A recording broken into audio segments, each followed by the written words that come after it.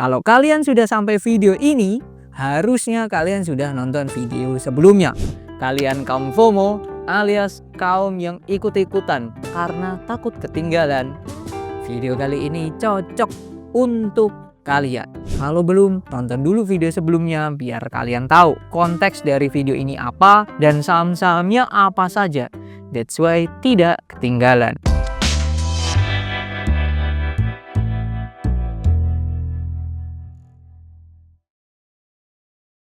Selanjutnya untuk saham under value atau bisa dikatakan saham terdiskon. Di sini saya menyebutkan dua perusahaan yang kondisi sekarang itu masih terdiskon. Yang pertama, perusahaan ini masuk ke dalam anak perusahaan Sinar Mas Group. Perusahaan listing 16 Juli 1990 dengan harga awal 10.600 per lembarnya. Secara laba perusahaan di kuartal 1 2025 itu capai 2,2 triliun atau naik 11% dibandingkan dengan tahun lalu. Akan tetapi ada yang unik ya, kok bisa net profitnya naik? Padahal kalau kita cek secara detail, revenue-nya turun, bahkan COGS-nya ini naik. Kok bisa net profitnya kenceng atau bertumbuh? Ternyata ada laba selisih kurs atau berdasarkan pencatatan saja yang mempengaruhi net profit perusahaan. Perusahaannya adalah Indah Kiat Pulp and Paper, kode sahamnya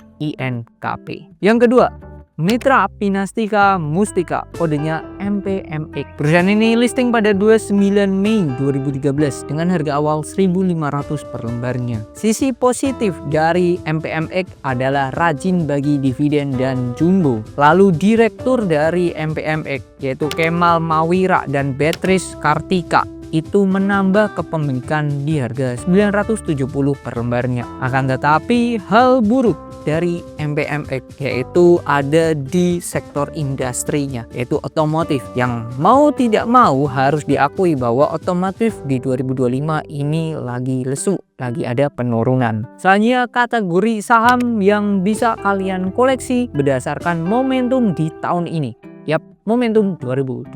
Kalau lihat momentum di 2025, ada beberapa hal yang menurut saya bisa jadi poin utama di 2025 itu. Satu, jelas saham-saham konglomerat, terutama Pak Prayogo Pangestu. Yang kedua, sektor komoditas, akan tetapi terfokus ke CPO atau kelapa sawit. Kalian jangan lupa video yang ini. Kondisi sekarang harga CPO itu menurut saya berada di dasar. Lantas gimana secara analisa teknikal saham Astra International? Di video itu saya menjelaskan di mana CPO kondisinya berada di dasar. Dan sekarang saat kita tapping video ini, CPO berada di harga 4,28 US dollar per tonnya atau mengalami kenaikan dibandingkan dengan video waktu kita bikin saham Astra. Di sektor CPO ini saya punya list 4 perusahaan: LSIP, SIMP, TAPG, dan TBLA. TAPG ini punyanya Triputra Group, TBLA ini punyanya Sungai Budi Group, dan LSIP dan SIMP ini kepemilikan dari Salim Group. Silahkan didetailing sendiri ya, dari 4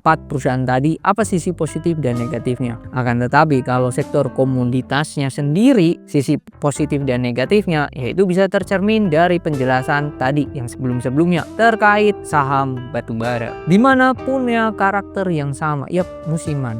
Kalau kondisinya lagi rally ya naik, tapi kalau lagi drop turun ya turun banget. Selanjutnya list perusahaan saham yang bisa jadi koleksi kalian, karena saham-saham ini ya punya potensi akan melakukan corporate action. Bukan corporate action dalam bentuk dividen, karena itu pasti akan banyak banget yang sering bagi dividen, atau corporate action dalam bentuk RUPS. No, saya melihat corporate action yang akan mereka lakukan di sini adalah ada something, bahkan something big yang masuk. Saya melihat akan ada kepentingan yang terfokus kepada dua grup, Pak Prayogo Pangestu Group dan juga MTech Group. Apa kepentingannya? Saham-saham yang bisa dikatakan ada kepentingan dan khususnya akan mempengaruhi di 2025. Kita ulas dari sektor CPO terlebih dahulu, yaitu ada SIMP. Ini saham yang sudah kita share juga di grup saham setiap saat, di mana targetnya ke 565 dan capai hari ini itu di hari Selasa 29 Juli harganya tuh di close 580 ya. 580 ini udah lebih. Kalau kita lihat ini sudah ada pattern di tanggal 30 Juni ya, bullish pennant, terus breakout di tanggal 9 Juli. Nah, terus ini naik, terus ada konsolidasi lagi di sini. Dan kalau kita turunkan time frame-nya ke 30 menit maybe, akan kelihatan ya pattern-nya apa yang kebentuk di sini. Ini saya turunkan terlebih dahulu. Ini ada sedikit bisa dikatakan cup and handle lah ya.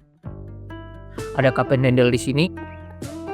Nah, ada cup and handle di sini yang di breakout di tanggal 28 pagi hari.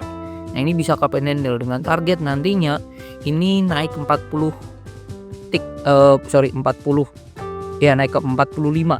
Berarti 555 tambah 45, jadi ada di 600 ya, targetnya itu akan ke 600. Apakah possible ya dengan kondisi sekarang? 600 itu sangatlah mungkin terjadi. Satu itu, kalau kita gedekan lagi ya time frame-nya ke monthly. Nah, ini 600 itu area yang sangatlah mungkin untuk ditembus ya, karena kalau saya melihat berdasarkan historinya dalam technical analysis ada history repeat itself, di mana SIM ini kepentoknya tuh di 640 beberapa kali, di Mei 2015 di sini, lalu di April 2017 periode Maret April ini di sini kepentok, terus 2018 di periode Maret April juga, April Mei ya, Maret April dia juga pentok di sini di 640. Jadi kalau saya menilai SIM ini selagi kuat di atas 555 possible banget dia ke 640. Dan sebagai catatan, kita di grup saham setiap saat punya average di bawah 500. Oke, itu SIMP untuk sektor CPO. Apakah ada lagi? Ada tentunya, yaitu TAPG.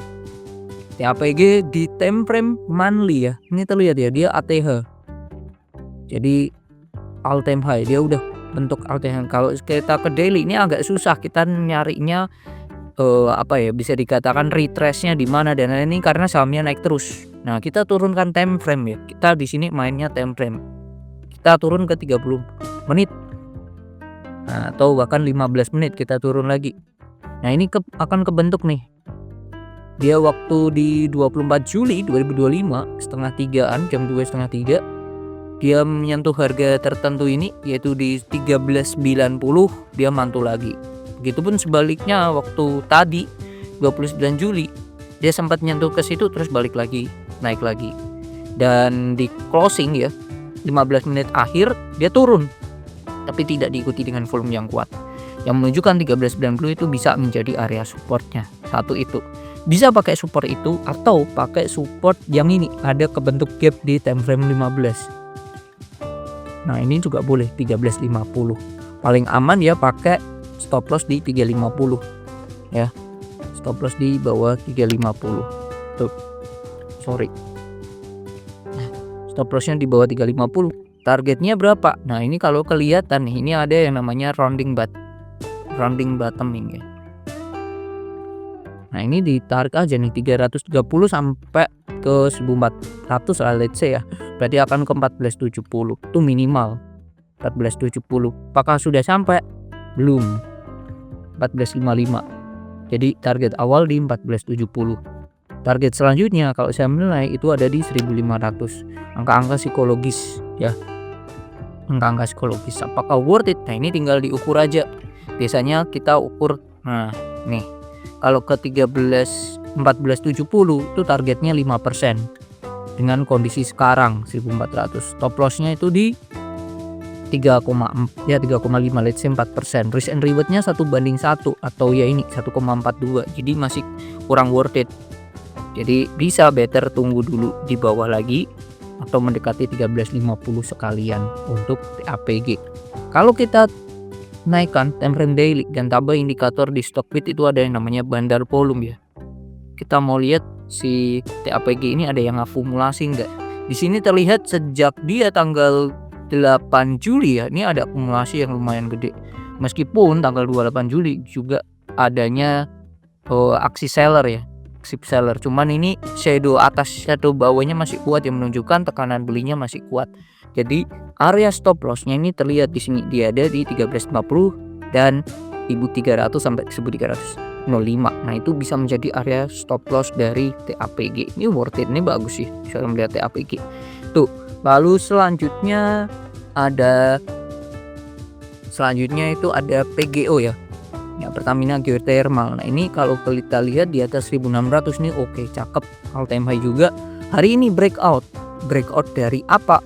Nah ini akan terlihat di sini ada pattern ya. Dia ada pattern yang bisa dikatakan dia makin kuat ya. Nah ini ada sedikit pattern.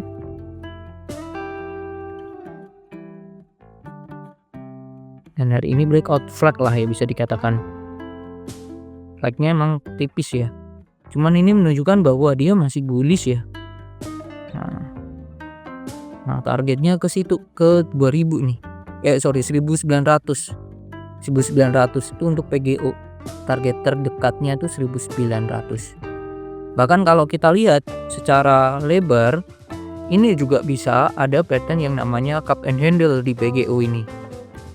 Nah, kita lihat ya, ini PGO.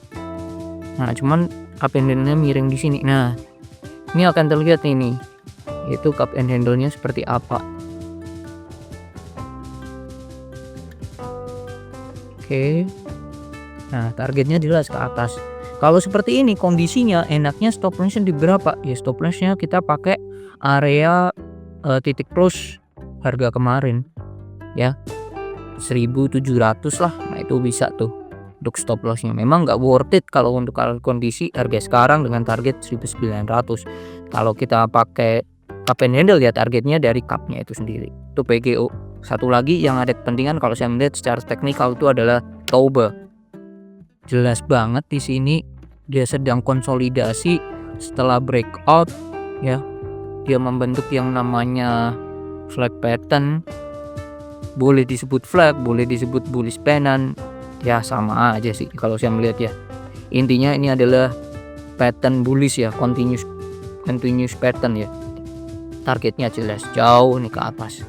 Dan kalau kita lihat ya, Toba ini all time high-nya di angka 1800. Apakah possible ke sana? Tinggal ditarik aja nih.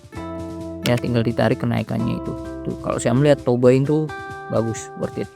Oke, lalu dua saham milik MTEK SCMA, mungkin kita cepat aja. Di sini SCMA ada hal yang menarik, hari ini turun tapi tidak diikuti dengan volume yang kuat.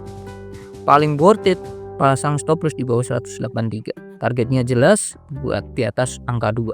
Alias kepalanya ganti 2 lah, 200 something, itu sangatlah jelas SCMA. Lalu selanjutnya ada MTEK Elang Mahkota. Ini pun juga sama, secara chart ini terlihat dia sedang konsolidasi mirip seperti si tadi siapa? Toba ya. Nah, ciri dari konsolidasi ini enak ya, dalam artian dia setelah bullish rally naik, volumenya kenceng, dia turun. Nah, turun ini diikuti sideways ya. Sideways membentuk pola entah itu flag, entah itu pennant ya, tapi tidak diikuti volume yang kuat. Nah, volumenya di situ-situ aja. Tujuannya apa sih? Jelas tujuannya adalah membuang retail yang gak sabaran, yang udahlah buang aja udah cukup. Dan nanti naik lagi dan retail akan buy out lagi. Kalau saya melihat seperti itu. Jadi MTEK menarik, SCMA menarik. Yaitu saham-saham yang bisa dikatakan ada kepentingan, terutama kalau kita lihat dari secara analisa teknikal. Jangan lupa buat lakukan riset kembali. Saya bisa salah, tetapi jikalau kalian benar, itu adalah rezeki kalian sendiri. So, pertimbangkan terlebih dahulu risk yang dilihat ya. Siap nggak dapat resiko, yaitu rugi yang akan didapatkan. Nah itu poin pertama, daripada melihat yang namanya cuan yang potensi bisa didapatkan. Semoga bermanfaat dan sampai jumpa.